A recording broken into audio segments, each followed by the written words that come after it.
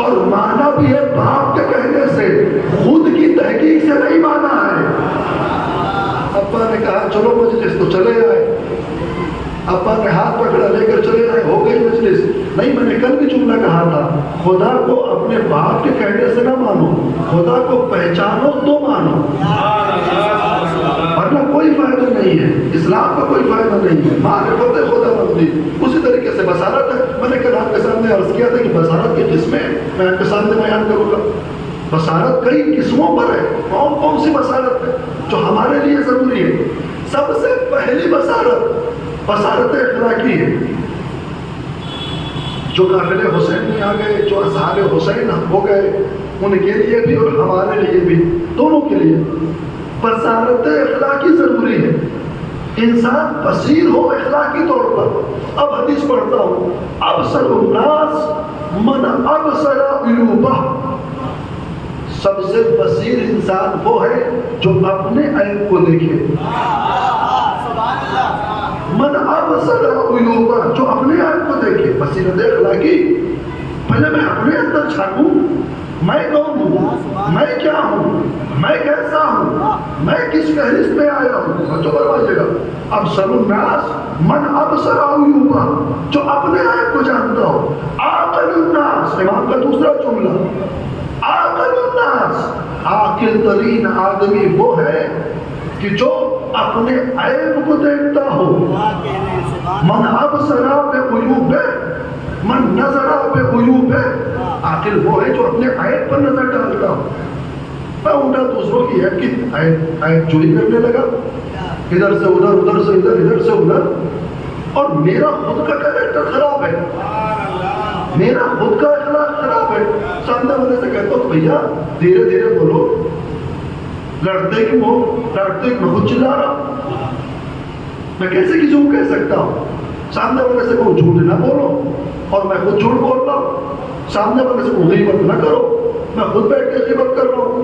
یہ کیسے ہو سکتا ہے؟ پہلے انسان اپنے نفس کو دیکھے، اپنے عیب کو دیکھے۔ خود مولا کائنات کا جملہ ہے، ابصر الناس من ابصر عیوبہ، بہترین اور باپصیرت انسان وہ ہے جو اپنے عیب کو دیکھے، تب سمجھ میں آئے گا۔ پیغمبر کے پاس ایک ضعیفہ آئی اور آنے کے بعد کہتی ہے یا رسول اللہ میرے بیٹے کو جو ہے وہ ذرا نصیحت کر دے۔ کس بات کی نصیحت؟ کہا میٹھا زیادہ کھاتا ہے۔ پیغمبر نے کہا 3 دن کے بعد آنا، اور جب 3 دن کے بعد آئی تو کہا بیٹا تمہارا؟ کہا یہ ہے، کہا میٹھا کم کھایا کرو، اتنا ہی کہنا تھا، پہلے دن کہہ دیا ہوتے۔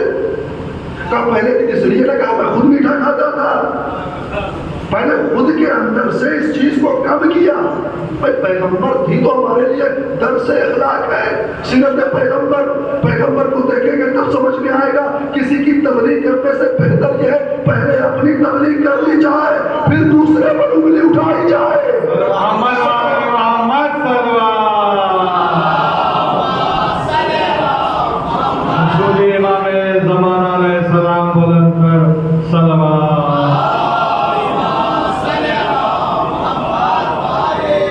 بصیرت اخلاقی نہایت ضروری ہے ہمارے اندر۔ انسان اگر بصیر نہ ہوگا اخلاق کے طریقے سے، یہ معاشرہ فاسد ہو جائے گا، یہ سماج فاسد ہو جائے گا۔ کوئی ایک دوسرے پر اعتبار کیسے کرے گا؟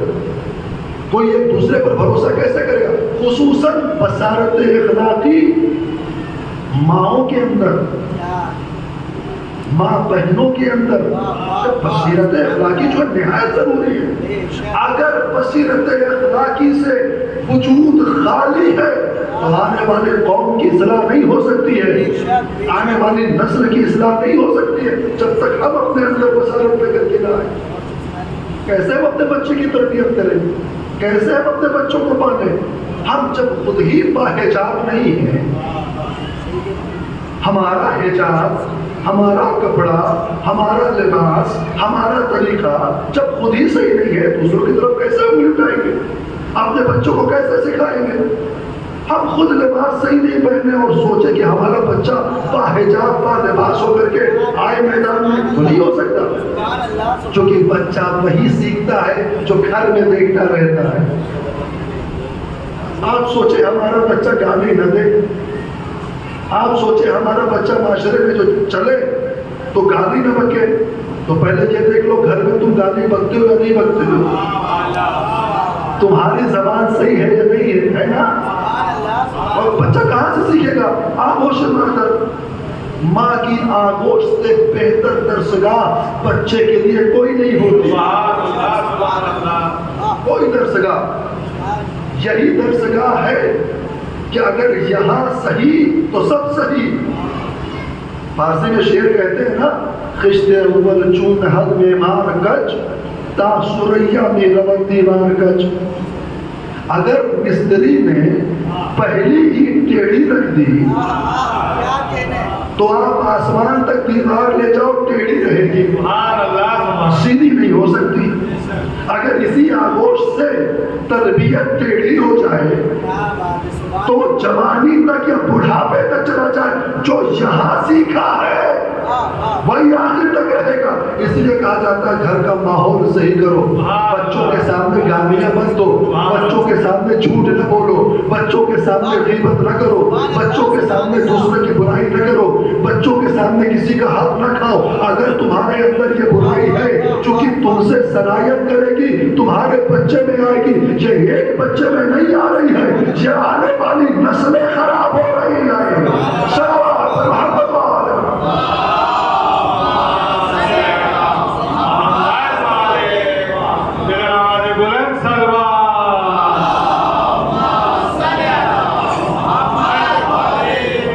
جہاں جاتا ہوں اس مثال کو ضرور دیتا ہوں، تربیتی حوالے سے آپ کو بصیر بننا ہوگا، آپ کو دقت کرنی ہوگی، ساری چیزیں آپ کی اپنی جگہ صحیح، آپ ماتم بھی کرتے ہو، آپ مجلس بھی کرتے ہو، آپ نماز بھی پڑھتے ہو، آپ روزہ بھی رکھتے ہو، لیکن اگر اخلاق نہیں ہے تو کچھ نہیں ہے، اگر اخلاق نہیں ہے تو کچھ نہیں ہے، اگر بصیرت اخلاقی نہیں ہے تو کچھ نہیں ہے۔ مولانا صاحب آئیں گے، پڑھیں گے، چلے جائیں گے، وما علینا الا البلاغ بول کر کے ہمارا کام تو پہنچانا، پہنچا دیا۔ تربیت کس کے حوالے؟ آپ کے حوالے، 24 گھنٹے آپ کو رہنا ہے، آپ کو سمجھنا ہے، آپ کا جیسا سمجھاتے جاؤ گے ویسے ہی ہوتا چلا جائے گا۔ آج کل کے جوانوں میں سب سے بڑی خرابی یہ ہو گئی ہے، ڈپریشن کے شکار ہے۔ بہت سارے لوگ میرے پاس آتے ہیں اور سوال کرتے ہیں، باقاعدہ واٹس ایپ پہ یا کبھی بھی ملاقات ہو جاتی ہے، جو جانتے ہیں پہچانتے ہیں۔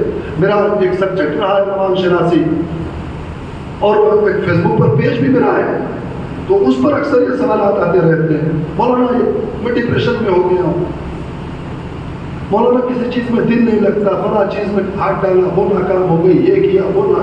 ہمارے زمانے میں آپ خود کا مشاہدہ ہوگا آپ کا، کتنے ڈپریشن میں رہتے ہیں، اور ڈپریشن کی وجہ سے احساس کمتری میں جاتے ہیں۔ احساس کمتری میں مبتلا انسان گناہوں کی طرف بڑھتا ہے، پھر وہ اپنے آپ کو سماج میں دکھانا چاہے گا، اٹھانا چاہے گا تو نازیبا کلمات بولے گا، غلط جگہوں پر جا کر کے بیٹھے گا، تبھی تو پہچانا چاہے گا نا۔ ڈپریشن میں مبتلا، کیوں مبتلا ہو ڈپریشن میں؟ کیونکہ تمہارے دماغ میں نگیٹو پلس ڈالے گئے ہیں، نگیٹو پلس ڈالے گئے ہیں تمہارے دماغ میں۔ تمہاری تربیت جو کی گئی ہے نا، وہ خوف کے ماحول میں کی گئی ہے، وہ ڈر کے ماحول میں کی گئی ہے، بچوں کو ڈروایا گیا ہے، خوف زدہ کیا گیا ہے، ہر وقت اس کی تنبیہ کی گئی ہے، کبھی چھڑی کے ذریعے، کبھی گانے کے ذریعے، کبھی دبانے کے ذریعے، کبھی ڈانٹنے کے ذریعے۔ یہ ساری چیزیں کیا ہیں؟ یہ وہ چیزیں ہیں جس سے آگے بڑھ کر بچہ ڈپریشن کا شکار ہوتا ہے۔ یہ نہ کیا تو ایسا ہو جائے گا، اس بار نمبر نہ آیا تو گھر میں گھس نہیں پائیں گے، ابا کا ڈنڈا، اماں کی پھٹکار، یہ ساری چیزیں کیا ہے؟ ایک انسان کو ڈپریشن کی طرف لے جاتی ہیں۔ اس چیز پر غور کیجئے، کہاں سننے کو ملے گا آپ کو اگر یہ نہ پڑھوں میں تو؟ اگر یہ نہ بیان کروں تو کہاں ملے گا؟ بھائی میں ایک آنے والی نسل دیکھ رہا ہوں، آج تو میں پڑھ کر کے چلا جاؤں، آج تو میں کچھ جو بھی آپ سننا چاہتے ہیں وہ بھی سنا کر کے چلا جاؤں، سنایا بھی ہے، اس سے پہلے بھی سنایا اور اس کے بعد بھی سناؤں گا، لیکن یہ چیزیں اگر نہ بتاؤں تو کہاں سے آئیں گی؟ اب چھوٹے سے بچے کو لے کر کے ایک ماں بازار میں آئی، ایک چھوٹے سے بچے کا ہاتھ میں لے کر کے ماں بازار میں آئی، بچے نے دیکھا کہ فقیر ہے، فقیر کو دیکھا، پہچانتا نہیں تھا، پھٹے ہوئے کپڑے، بالوں سے جو ہے بالوں میں گرد رٹی ہوئی، بکھرے ہوئے بال، ہاتھ میں کٹورا، ادھر ادھر کے سامنے ان کے سامنے جو مانگے جا رہا ہے، ایک عجیب سا حجلہ ہے اس کا۔ بیٹے نے پوچھا ماں سے یہ کون ہے؟ آج کل کے فقیر کی بات نہیں کر رہا ہوں، آج کل کے فقیر تو ڈیجیٹل زمانے کے فقیر ہیں۔ بعض فقیر ایسے ہیں کہ جو کارڈ کھینچنے والی مشین لے کے چلتے ہیں، آپ کے گھر میں چینج نہیں ہے، کارڈ سوائپ کر دیجیے۔ آج کل کے فقیر تو بہت زیادہ، اور کئی طریقے کی فقیری ہے، کئی طریقے کی فقیری ہے، اس پر آپ خود غور کیجیے۔ میں اس زمانے کے فقیر کی بات کر رہا ہوں کہ جب وہ واقعی فقیر ہوتا تھا، کٹورا ہاتھ میں ہے، بال بکھرے ہوئے ہیں، کپڑے پھٹے ہوئے، عجیب سا ہیولا ہے۔ بچے نے دیکھا اس کو، اس کے وجود کو، ماں سے پوچھا کہ کون ہے؟ تو ماں نے کہا کہ بیٹا یہ وہ لوگ ہیں کہ جو اپنی پیٹ کی بھوک کو مٹانے کے لیے لوگوں کے سامنے ہاتھ پھیلاتے ہیں، بھوکے رہتے ہیں تو لوگوں کے سامنے ہاتھ پھیلاتے ہیں۔ انہوں نے زندگی میں اپنے کچھ کیا نہیں، کوئی کام دھام کیا نہیں، اور نتیجہ ہوا یہ کہ فقیری کرنے لگے، بھیک مانگنے لگے۔ اور خبردار، تم اگر پڑھو لکھو گے نہیں تو ایسے ہو جاؤ گے۔ آپ دیکھ رہے ہیں ایک ماں اپنے بچے کو کہاں پر لے کر کے، خبردار اگر پڑھائی نہ کی تو ایسے ہو جاؤ گے، اگر لکھے نہیں تو ایسے ہو جاؤ، اگر اسکول میں محنت نہیں کی تو ایسے ہو جاؤ گے۔ بچہ خوف میں آیا، ڈر میں آیا، دماغ ٹینشن میں آیا، اس کا ذہن جو ہے خوف زدہ ہو گیا۔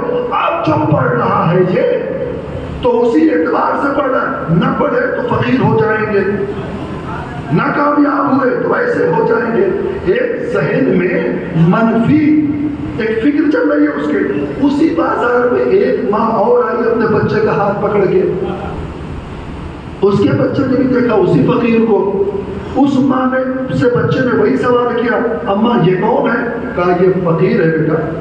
کہا یہ کیا ہوتے ہیں؟ کہا کہ جب لوگ ان کی مدد کرتے ہیں تو ان کا پیٹ بھرتا ہے۔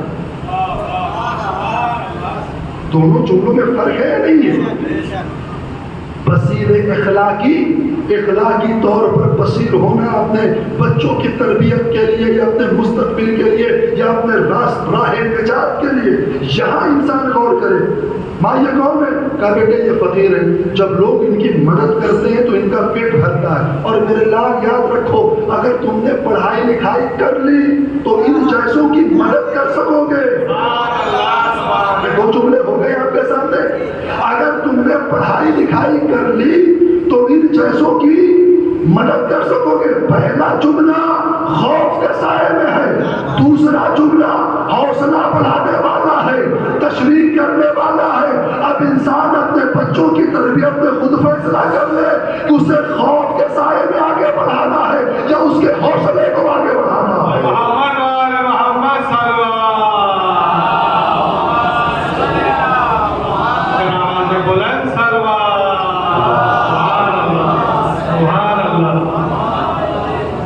یہی تو ہو سکتا ہے نا، انسان خود فیصلہ کرے کس طرف جائے گا انسان، نیگیٹیوٹی کی طرف یا پوزیٹیو تھنکنگ کی طرف۔ آپ مثبت سوچنا کب شروع کریں گے؟ آپ اس منفیات سے باہر کب نکلیں گے؟ اسی منفیات سے باہر نہ نکلنے کا نتیجہ ہے کہ ہمارا جوان ڈپریشن میں جا رہا ہے۔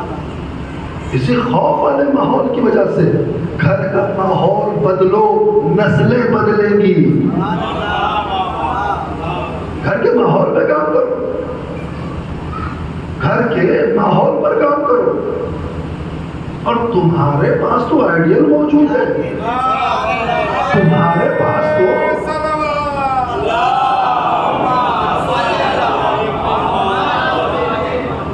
نامے عمل موجود ہے۔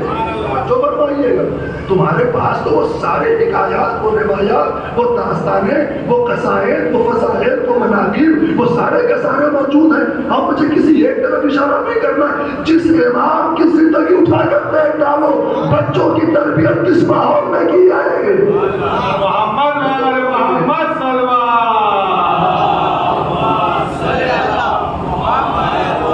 کبھی خوف کا سایہ سایہ نہیں ہے بچوں کے اوپر.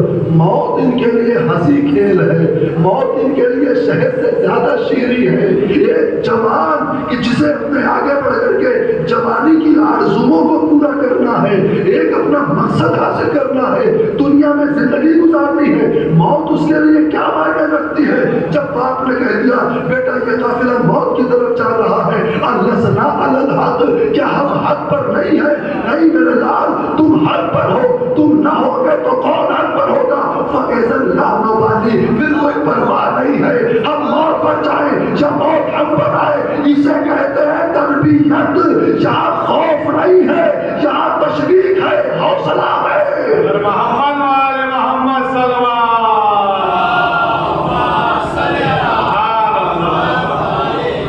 شیخ بصیرت اخلاقی.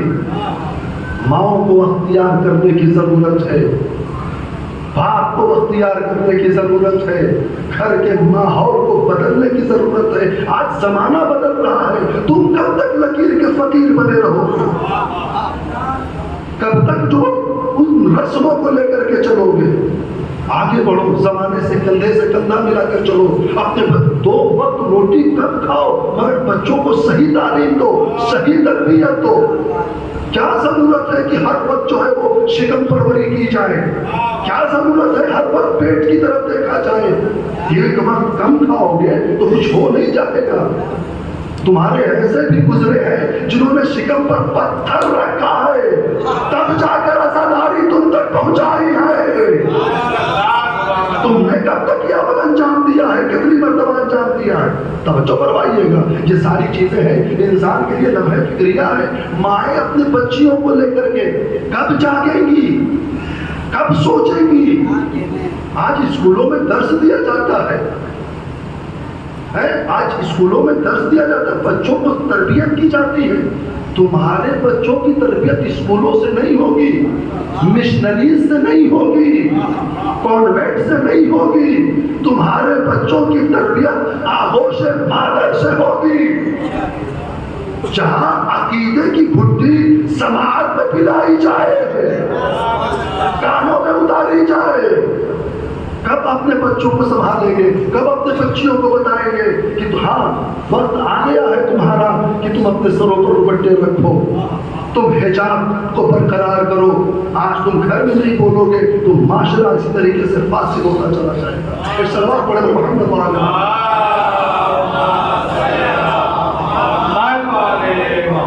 بصیر اخلاقی ہونا, ابصر الناس من ابصر عیوبہ. بصیر ترین شخص وہ ہے کہ جو اپنے عیوب کو دیکھے. اور یاد رکھو, جس نے اپنے عیوب کو دیکھ لیا راہ نجات پر آ گیا. ایسا نہیں ہے جو کہا جائے مثلا کہ نہیں بس دیکھ لیا اور گزر گئے. نہیں, جس نے دیکھا وہ آگے بڑھ گیا, وہ سعادتوں تک پہنچ گیا, وہ نجات تک پہنچ گیا. ارے خود سے بڑا گنہگار کون تھا؟ خود سے بڑھ کر گنہگار کون تھا؟ شب عاشور خیمے میں یہاں سے وہاں سے یہاں چل رہا. بیٹے نے پوچھا ہوا کیا؟ کہ اپنے اندر کے عیب کو دیکھ رہا ہوں. میں نے حسین کو یہاں تک لایا ہے, میں ہی نظام فرض پر ہاتھ ڈالنے والا, میں ہی خیمے ہٹانے والا.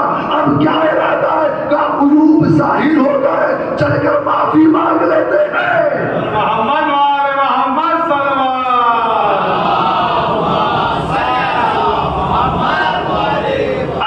وجود میں تھا, اپنے عیب کو دیکھا, متوجہ ہو گیا, اور جب توبہ کی تو ایسا ہو گیا کہ معصوم کہہ رہے ہیں ابھی امی اب تمہارے ہمارے ماں باپ تم پر قربان ہو جائیں. آپ دیکھیے یہ بصیرت اخلاقی ہے یا نہیں ہے؟ من ابصر عیوبہ, جو اپنے عیب کے اوپر نگاہ کرے, جو اپنے عیب کو دیکھے. توجہ فرمائیے, یہ پہلی قسم ہے بصیرت کی, بصیرت اخلاقی. دوسری قسم بصیرت اعتقادی.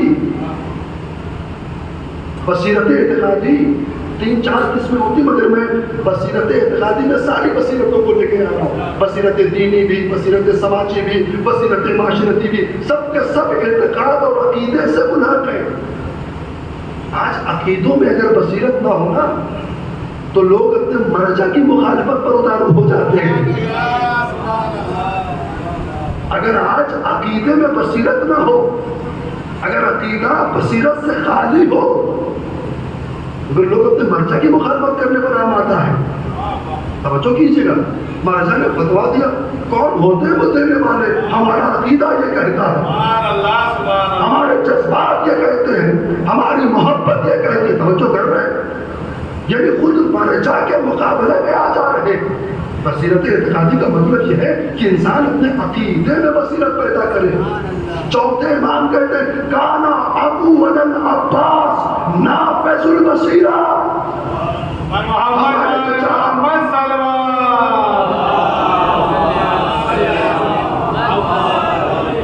ہمارے چچا بصارت میں نفوذ رکھتے تھے، بصیر تھے۔ تمہارا عقیدہ تمہارے سامنے آ رہا، تمہارا جذبات مرجع کے سامنے تم کو کھڑا کر رہا ہے، تمہارے جذبات کسی عالم کی توہین کرنے پر تمہیں مجبور کر رہے ہیں۔ تشویق ہوتی ہے نا، عقیدے کے خلاف مولانا صاحب بولے کیسے؟ یہی ہوتا ہے نا، میرے جذبات خراب ہو گئے، میری بھاونائیں آہت ہوئی ہیں۔ آج کل تو مسائل یہ چل رہا ہے، ہماری بھاونائیں آہت ہو گئی۔ جب بصیرت سے خالی عقیدہ ہوگا تو انسان اپنے نفس کے لیے جیے گا، لیکن جب عقیدے میں بصارت پائی جائے تو عباس جیسا بہادر ہوگا، حسین کہیں گے تلوار روک لو تو روک لے گا، سوار نہ کرے گا۔ سبحان اللہ، سبحان محمد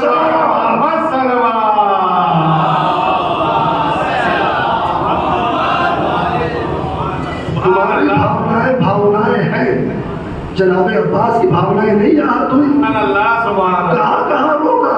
ولید کے دربار میں روکا، مدینے میں روکا، مکے میں روکا، پور کے سامنے روکا، نہر فرات پر روکا، خیمے ہٹاتے وقت روکا، شب عاشور روکا، صبح عاشور روکا، عصر عاشور روکا، کہاں کہاں نہیں روکا؟ ہر جگہ روکا۔ عباس سے بڑھ کر تمہارے جذبات ہیں، ہمارے جذبات کے خلاف مولانا صاحب بول رہے ہیں۔ عباس کو پتا ہے جسے رہبر مانا ہے، اگر رہبر نے کوئی لفظ کہہ دیا تو بات سوال نہیں کیا جاتا، اطاعت کی جاتی ہے۔ صلوات پر محمد وآل محمد۔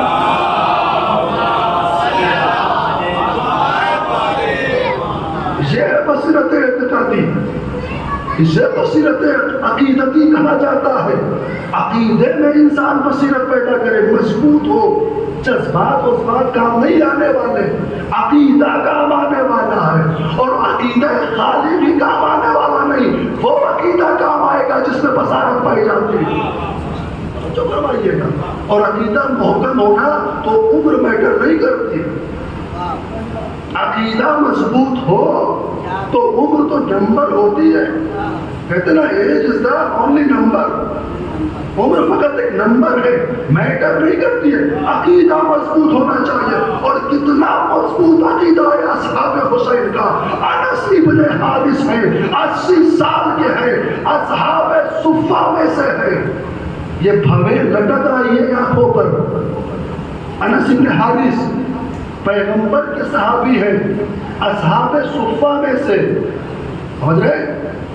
صفہ کی توضیح جانتے ہیں نا، مدینے کا وہ چبوترا جہاں وہ صحابی رہتے تھے کہ جن کے پاس گھر اور کھانے کو سامان نہیں تھا، 200 کی تعداد تھی، 200 کی، وہ لوگ رہتے تھے پیٹ پر پتھر باندھ کر اسی چبوترے پر، ایک وقت ملا کھانا تو کھا لیا، نہیں ملا تو کوئی بات نہیں۔ وہ صحابی ان میں سے ہے انس ابن حارث۔ جب میدان کربلا میں آئے تو صحابہ سے گفتگو کرتے ہوئے صحابہ امام حسین سے کہا، میں نے رسول اسلام سے سنا ہے کہ میرا بیٹا حسین کربلا میں شہید کیا جائے گا، جس نے اس وقت کو درک کیا اس پر واجب ہے کہ حسین کی نصرت کرے، تو میں آیا ہوں۔ 80 سال کی عمر، 80 سال کی عمر ہے نا آج کے زمانے میں، کمر خمیدہ ہو جاتی ہے، ہاتھوں کے چمڑے جھول جاتے ہیں، ہاتھوں میں ریشہ آ جاتا ہے، مگر جس کے دل میں اور جس کے عقیدے میں بصیرت ہو، پھر وہاں جسم بیٹھا نہیں کرتا۔ انس ابن حارث امام حسین کے سامنے آئے، کہا مولا مجھے اجازت، کہنے لگے آپ اپنی عمر دیکھیے، آپ جا پائیں گے میدان میں؟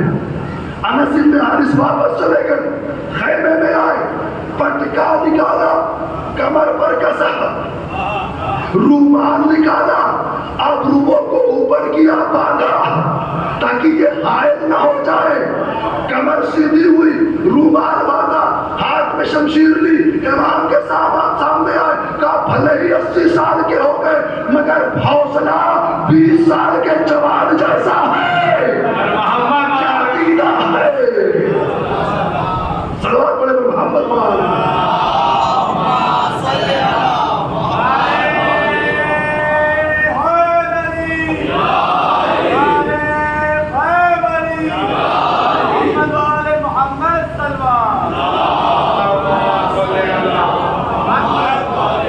جو فرمایا آپ نے 80 سال کے انس بن حارث، ماتھے پر رومال باندھے، بہو کو اوپر کیے ہوئے ہیں، کمر میں پٹکا باندھے، ہاتھ میں شمشیر لیے ہوئے ہیں، مولا بھلے ہی یہ جسم بوڑھا ہو گیا ہو مگر حوصلہ جوان ہے، کسی 20 سال کے جوان سے کم نہیں۔ یہ انس بن حارث کے جملے۔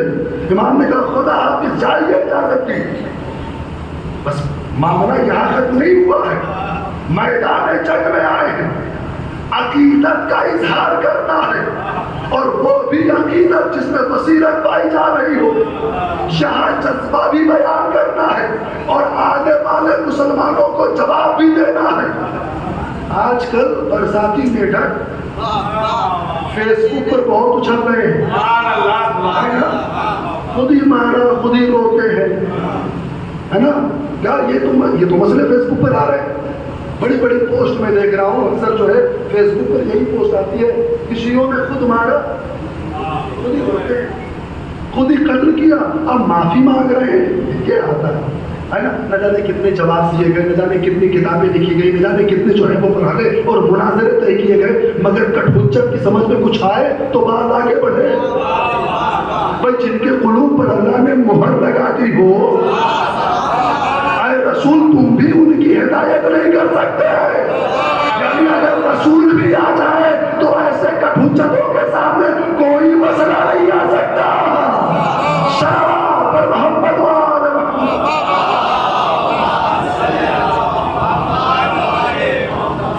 اب خود ہی مارے خود ہی روئے۔ انس بن حارث پہنچے میدان کربلا میں، دو جملے کہے، دونوں جملے رہتی دنیا تک ہمارے لیے نمونے عمل ہو گئے۔ 80 سال کے انس بن حارث، عقیدے کا اظہار بھی ہے، سوال کا جواب بھی ہے، کہتے ہیں آل و علی شیعت و رحمانی، دو مصرے ہیں، یہ شعر ہے، آل و علی شیعت و رحمانی و آل و زیاد شیعت و شیطانی۔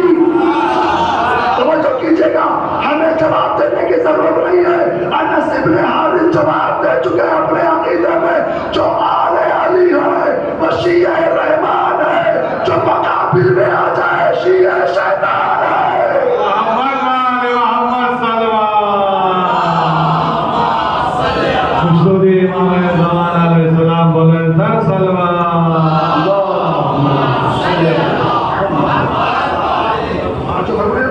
دو مصروں میں عقیدے کا بھی اظہار ہے اور رہتی دنیا پر جواب بھی ہے۔ ہم سے کہتے ہو کہ ہم نے مارا، ہم معلوم کر رہے ہیں، ارے ہمارے آباء و اجداد بتا کے چلے گئے، آل علی شیعت الرحمانی، جو آل علی ہے، جو چاہنے والا ہے علی کا، جو محب علی ہے، وہ شیعہ رحمان ہے، اور جو ان کے مقابلے میں آ جائے وہ شیعہ شیطان ہے، شیعہ و شیطانی۔ اسے کہتے ہیں عقیدت کا اظہار اور بصیرت والا عقیدہ۔ جو فرمائے گا یہاں یہ مسئلہ تھا تو یہاں یہ ظاہر ہوا، اچھا عقیدتوں میں اندھے ہو کر کے آپ جائیے یہاں کی حکومت سے ٹکرا جائیے، بھائی گورنمنٹ منع کر رہی تو مانو نا، اگر قانون بنایا ہے تو اس قانون کی اتباع تو کرو۔ نظام ہر ملک کا ضروری ہے، سنویدھان پر عمل ہر ناگرک کی ذمہ داری ہے۔ میں اس ممبر سے بیان کر رہا ہوں، میں پوری ذمہ داری کے ساتھ اس پر عمل۔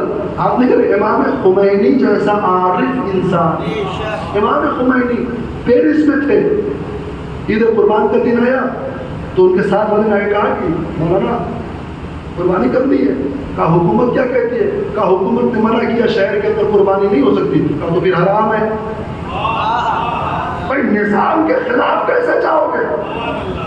اگر حکومت نے کہا ہے تو مانو، اور پھر نہیں تم شروع ہو جاؤ نہیں میرا عقیدہ یہ کہتا ہے، میرے جذبات یہ کہتے ہیں. امام کا غم کیسے کر لیں؟ ٹکرا جائیں گے، مر جائیں گے. امام کے ایک صحابی ہیں شہداء کربلا میں سے، نام ذہن میں جو ہے وہ رہ گیا، اچھا کل کی مجلس میں سے وہ نام بتا دوں گا. شہداء کربلا میں سے ایک صحابی ہیں کوفے کے رہنے والے. ایک ان کو یاد رکھیے گا، انس بن حارث کو دشمن کے سامنے آ کر کے اپنے عقیدے کا اظہار کرتے ہیں کھل کر کے، چونکہ اب یاد کرو یا مرو والی حالت ہے. ڈو اینڈ ڈائی، جو کرنا ہے کریے آپ یہاں سامنے. لیکن ایک اور صحابی ہے کوفے سے آنا ہے کربلا، امام کے ساتھ ملحد ہونا ہے، امام کی نصرت کرنا ہے. تو کیا کرنا ہے؟ کوفہ چاروں طرف سے گھرا ہوا، ابن زیاد موجود ہے، کوئی باہر نہیں نکل سکتا. حبیب رات میں آئے ہیں، مسلم ابن اوسجا رات میں آئے ہیں، ان کو آنا ہے کیا کرے؟ انہوں نے دیکھا ایک فوج کی ٹکڑی جا رہی ہے، فوج کی ٹکڑی کربلا جا رہی ہے. انہوں نے پوچھا کہاں جا رہے ہو؟ کہا کربلا جا رہے. کیا کر رہے ہیں؟ حسین سے لڑنے کا. چھوڑو ہم بھی آتے ہیں، ہم بھی آتے ہیں، تم بھی آنے چلو آؤ. فوج میں شامل ہو گئے، ذرا لی تلوار لی، گھوڑے پر سوار آ گئے، اور جیسے ہی کربلا پہنچے بس ایک قدم پیچھے لے گئے. آگے کو نہیں بتا، خدا حافظ خدا حافظ. کیوں؟ کہا میں تو حسین کے لیے آیا تھا، حسین کے مقابلے میں نہیں آیا تھا. اگر یہ چالاکی نہ ہوتی اور وہی لڑ جاتے تو اسی کوفے میں قتل ہو جاتے، حسین کی نصرت نہ ہو پاتی. کبھی مصلحتوں کا تقاضا بھی ہوتا ہے کہ کسی دوسرے راستے سے مدد کی جائے.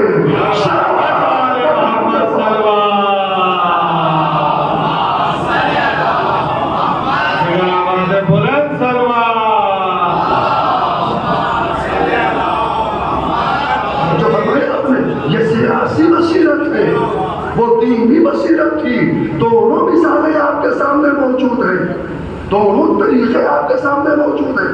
کون سی بصیرت کو اختیار کرنا، کدھر آپ کو جانا ہے؟ آپ ہر کام جذبات سے نہیں، جذبات ضروری ہے، حوصلہ دینا ضروری ہے، جذبات کی قدر کرنا بھی ضروری ہے، مگر وہیں تک جہاں تک بصیرت ساتھ میں ہو. جہاں اندھی تقلید شروع ہو جائے سمجھ لو وہاں سے کام خراب ہو جائے. جس کے ذمہ داریاں ان ایام میں شروع ہوئی ہیں نا، اس کے جذبات نہیں ہیں.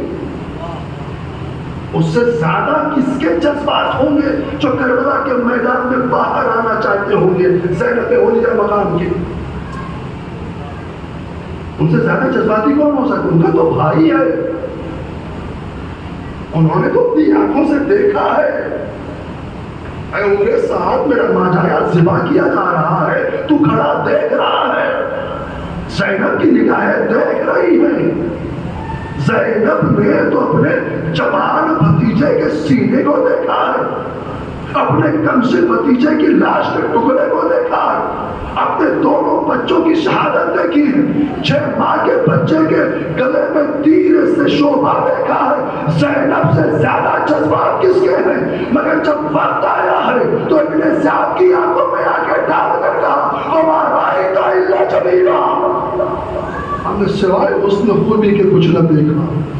جذبات بصیرت کے ساتھ استعمال ہونے چاہیے، جذبات عقل کے ساتھ استعمال ہونے چاہیے. اگر اس قوم کو آگے لے کر جانا ہے، اگر اس نسل کو آگے لے کر کے جانا ہے تو اپنے جذبات پر قابو پانا سیکھیں، اپنے علماء اپنے رہبر کی اتباع کرنا سیکھیں. مقابلے میں نہیں آنا ہے، مطیع محض ہو جانا ہے، مطیع محض ہو جانا. جس کے لیے قربانی دی ہے. سید سجاد سے بڑھ کر جذباتی کون ہے؟ کس کے جذبات سید سجاد سے زیادہ ہیں؟ کوئی ہو تو بتائے۔ مگر ہاں، کربلا کے میدان میں یہی سید سجاد کا ایک رخ نظر آتا ہے، کربلا سے پہلے مدینے میں سید سجاد کا دوسرا رخ نظر آتا ہے۔ یاد ہے 28 رجب شب کی تاریکی میں یہ قافلہ نکلا ہے، جب مقدرات عصمت و طہارت اونٹوں پر سوار ہونا شروع ہوئی ہے۔ ایک تو جناب عباس نے آگے بڑھ کر کہا تھا کوئی اپنے کھڑکیوں پر نہ کھولے، کوئی اپنی چھتوں پر نہ جائے، علی کی بیٹیوں کا کاروان گزرنے والا ہے، نبی کے گھر کا قافلہ جانے والا ہے۔ ساری چھتیں بند تھیں، ساری کھڑکیاں بند تھیں، لیکن جب رونے کا شور بلند ہوا نا، جب رخصت ہو رہی تھی تو بنی ہاشم کی عورتوں میں رونے کا شور بلند ہوا۔ کتنی تیز کریا ہوا ہوگا آپ دیکھیں، حسین جا رہے ہیں مدینہ چھوڑ کر، گریا بلند آواز سے ہو رہا۔ رسول کے ایک صحابی ہے، نابینا ہے، آنکھوں سے دکھائی نہیں دیتا ہے، جب بنی ہاشم کے محلے سے عورتوں کے رونے کی آواز آئی تو گھبرا کر اٹھ کے بیٹھ گئے۔ یہ آواز وہاں سے کیسی آ رہی ہے؟ کون خدا نہ خواستہ کون دنیا سے چلا گیا؟ گھبرائے، اپنا عصا اٹھایا، آگے بڑھ گئے۔ کانوں سے جو ہے وہ کم سنائی دیتا ہے، مگر وہ شور گریا سنائی پڑ رہا ہے، دکھائی نہیں دیتا ہے، مگر راستہ پتا ہے۔ جب آگے بڑھے، چوتھے امام نے کسی کو آتے ہوئے دیکھا، کہا وہیں رک جاؤ، آگے نہ آنا، وہیں رک جاؤ، آگے نہ آنا، مگر انہوں نے سنا نہیں امام کی آواز کو، آگے بڑھتے رہے۔ ایک مرتبہ چوتھے امام کی غیرت جاگی، آگے بڑھا، پھر امام پر ہاتھ ڈالا، ہماری بات سنتے نہیں ہو، ہماری مائیں بہنیں گھروں سے باہر آ رہی ہیں اور تم آگے بڑھتے چلے جا رہے ہو۔ امام حسین نے یہ منظر دیکھا، آگے بڑھ کر چوتھے امام کو سنبھالا، اے سید سجاد، یہ تو نابینا ہے۔ وہ جملہ سنو، مجلس کو ختم کر دی، اے بابا نابینا ہے تو کیا ہوا؟ کیا رونے کی آواز اس کے کانوں میں نہ جائے گی جسے پردے کا اتنا خیال؟ پھپھیوں کو لے کر کبھی بازاروں میں، کبھی درباروں میں کوئی سید سجاد سے پوچھے پردہ کیا ہے، غیرت کیا ہوتی؟ وَسَيَعْلَمُ الَّذِينَ ظَلَمُوا يَنقَلِبُونَ إِنَّا لِلَّهِ وَإِنَّا إِلَيْهِ رَاجِعُونَ رَبَّنَا تَقَبَّلْ مِنَّا إِنَّكَ أَنْتَ السَّمِيعُ الدُّعَاء۔ پروردگار واسطہ تجھے محمد کا ہمارے اس مختصر سے عمل کو قبول فرما۔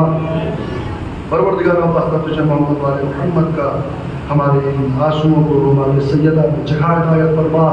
پروردگار ہمارے اس عزاداری کو بارگاہ معصومہ میں، بارگاہ سیدہ میں شرف قبولیت عطا فرما۔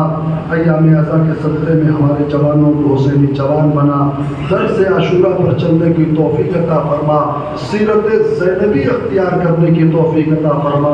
پروردگار مجالس کے صدقے میں جہاں کہیں بھی مسلمین جہاں، یمن، ایران، عراق، سیریا، بحرین، لبنان میں جہاں کہیں بھی پریشان حال ہیں، پروردگارہ ان کی پریشانیوں کو دور فرما، ان کی جان مال عزت آبرو کی حفاظت فرما، ظالمین کے ظلم کے مقابلے میں انہیں فتح و کامرانی عطا فرما، ظالمین کو ان کے ظلم کے ساتھ نست و نابود فرما۔ علماء کرام اور راجہ کرام کا سایہ ہمارے سروں پر باقی فرما، خصوصاً رہبر معظم انقلاب اسلامی آیت اللہ مجتبیٰ خامنہئی کی حفاظت فرما، حاسدین کے شر سے انہیں محفوظ فرما۔ پروردگارہ منتقم خون حسین امام زمانہ کے ظہور میں تاجیل فرما، ان ظہور اتنی توفیق عطا فرما کہ ان کے اصحاب و انصار میں شمار ہو سکے۔ ربنا تقبل منا انک انت السمیع الدعاء۔ گزارش ہے کہ مرتبہ سورہ حمد اور 3 مرتبہ سورہ اخلاص کی تلاوت فرما کر جملہ مومنین و مومنات مرحوم